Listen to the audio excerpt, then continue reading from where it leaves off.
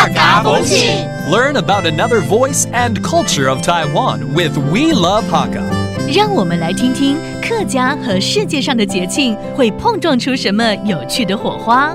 Hey, what's up? It's time for the World of Hakka here on ICRT. My name is Joseph Lin. And did you know on December 7th, it's National Cotton Candy Day. Cotton candy is something that brings back a lot of memories when we were a kid, when we go to carnivals and zoos and whatnot. Did you know it was actually invented by a dentist named William Morrison back in 1897? And originally, he called it the fairy floss. Now, how about in the Hakka culture? Do they have any desserts that bring back childhood memories? Let's ask Mei Jiang all about it. Hello, Mei Jiang. Hello， 大家好，我是妹讲。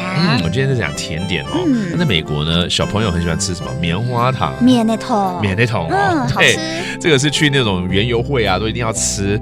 那它其实是一个牙医来发明的，很有趣。就是，但是说到棉的桶啊，就是甜甜的嘛，白白的。对。软软的。是软软的啊。其实客家也有很多这种小时儿童回忆的一些甜点，糍粑，是不是？软软的糍粑。其实很多爸爸妈妈就会跟我分享说，小时候自己他就会吃到亚糍粑，因为呢阿婆都会去给他用糯米来做糍粑。对。但其实糍粑也衍生出很多客家人条把务农的传统社会嘛，所以呢要保留体力，或是务农过后呢平常是要补充体力来吃个点心。那这个点心有2种哦。OK。第一种就是呢绿铜糍，第二种就是牛温水。牛温水在后面这则我比较听过，牛温水嘛。他们两个非常像，但是做法有的会不一样。怎么不一样呢？牛温水呢，它是平常用纸呢，然后再将亚糍粑呢切团过后呢，放入个5桶的姜汁底部度。那绿铜糍呢，是先弄半眼过后呢，中间要压一个形状凹下去，然后呢，纸呢用沙杯烫熟之后呢，再放入5桶姜汁底部度。那你听过牛温水吗？对。为什么叫牛温水呢？